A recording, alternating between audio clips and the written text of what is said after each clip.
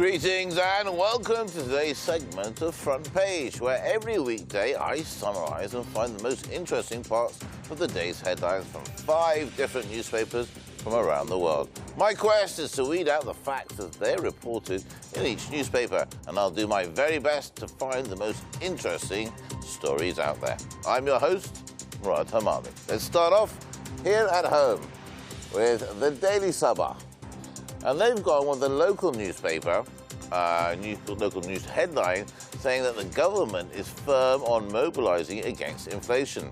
The new and lower price of foods is being reflected on market shelves across Turkey as authorities tighten inspections following the tax cut, with the government underlining its commitment to endeavour to bring down inflation. President Recep Tayyip Erdogan yesterday reiterated the government's determination to combat rising consumer prices, warning companies of hefty fines if they fail to comply and act contrary to the latest tax cut on staple goods. Now, joining us today is Anews economy reporter, Mr. Aydin Sayınel, who will hopefully tell us more about this story. Aydin, thanks for joining us here on Front Page. Always a pleasure to see you. Tell us, what's this story about? What taxes are being reduced, and what's the plan here? Basically, government is trying to fight against surging inflation. So they are very determined. Turkish officials are very determined to take the heat of the inflation and make the Turkish citizens, situation is a little bit better. In order to do that, they decided to reduce the value-added taxes 7 percentage points.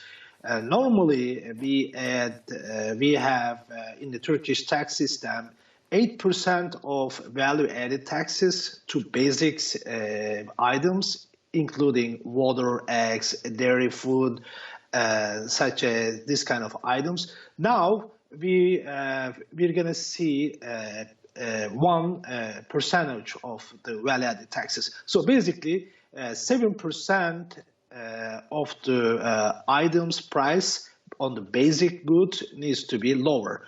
So in order to do this program successful, Turkish officials are going to build up a new team, audit team, if you will, to inspect the pricing in the markets and in all shops in the neighborhood.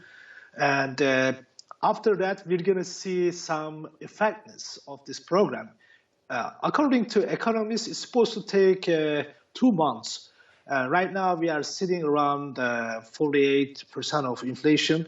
In coming up 2 months, with the value-added taxes, we're going to see 1.5 points down on the inflation. And this is not huge, but in the long run, when you look at the budget numbers, Turkish budget is going to trim between 1.8 to 2.6 billion dollars because they are not having that value-added taxes.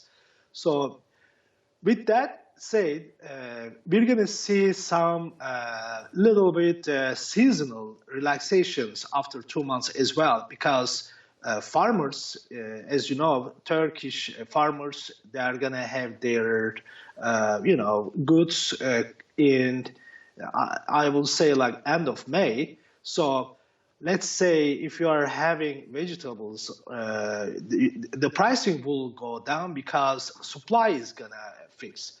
After that, eventually tourism is going to come into the game, and step by step, we're going to see this soaring inflation going down. But it's going to take maybe 5 to 6 months to see that effectiveness. Interesting indeed, very interesting.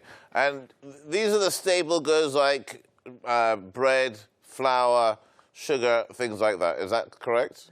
Yes, it's basically including water, eggs, dairy products, coffee, tea, fruits, and vegetables. Excellent. And when you look at the inflation numbers, these basic items are having huge impacts because they are most consumed products.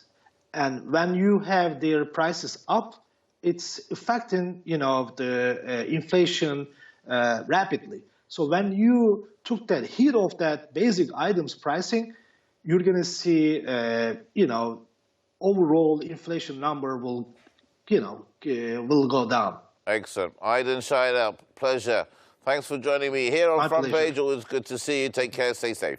There you go. All right, Turkey is working on reducing her inflation, and that is a key component, of course, over the run. Okay, let's move on now to other. We've got 4 more newspapers to get through. Let's take a look at Iran. Now, Iran have gone with, of course, outstanding issues on the agenda as JCPOA talks move on. This has been going on now for many, many months. Iran's chief negotiator to Vienna talks met his Russian counterpart on Sunday to discuss how to clear the remaining outstanding issues in the way of resurrecting the 2015 nuclear deal, known as the JCPOA. Ali Bakari Khani and Mikhail Ulyanov held a productive meeting, as described by the newspaper, by the Russian diplomat, as very sensitive or very intensive consultations in the Austrian capital as things move on and progress. 8 rounds of talks since April between Iran and the P4+1, which is, of course, Britain, France, Germany, Russia, and China, seem to be bearing a result at the final stage, with Iran hoping for a final deal in the days to come. Now, Iran Daily said on Saturday that the report, much of the text of the final agreement has been drafted, and a source close to Iranian delegations also said Tehran had put many offers on the table and encouraged the other side to come up with new proposals to resolve the outstanding issues. Now, of course, these issues all stem from President Trump, or predecessor Donald Trump, when he abandoned and unleashed a campaign of maximum pressure on Iran by imposing the toughest ever sanctions. Iran says the US must remove all those sanctions and give assurances that a walkout will not occur again before rejoining the JCPOA. Okay, let's move on now. Let's move on to our next newspaper, The National.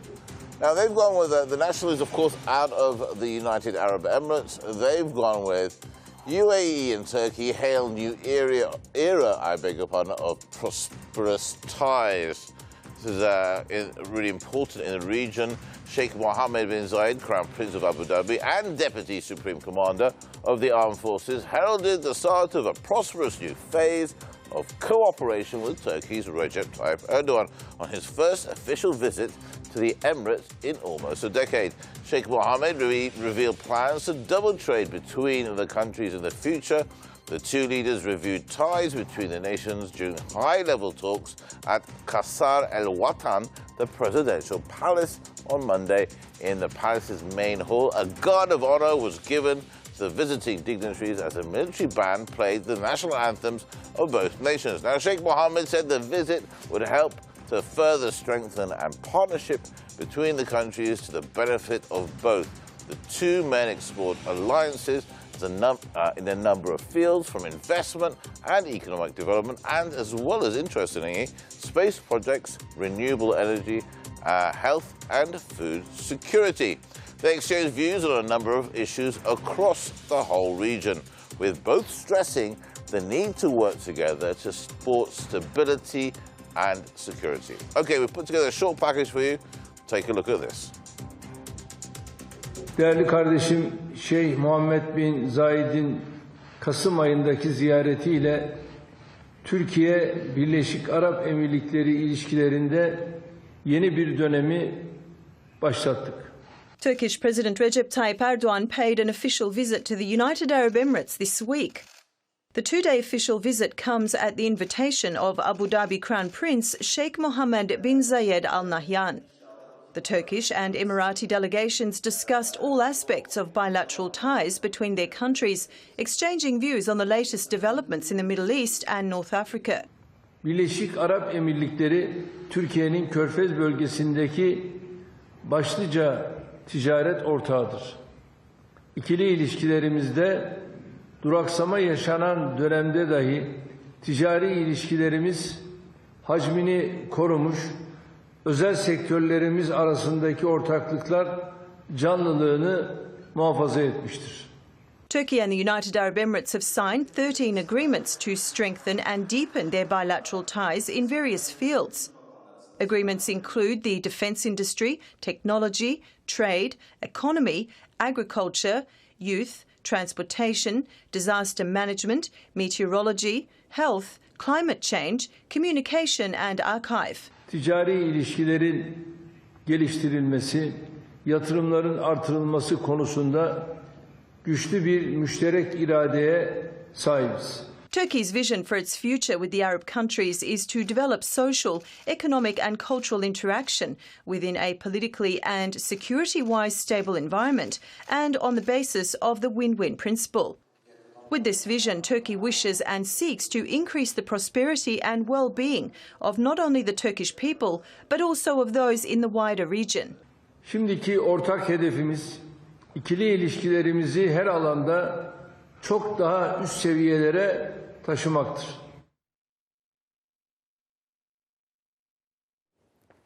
Right, you're back with me again. Okay, so up next is a newspaper that really caught my eye, or a story that really caught my eye.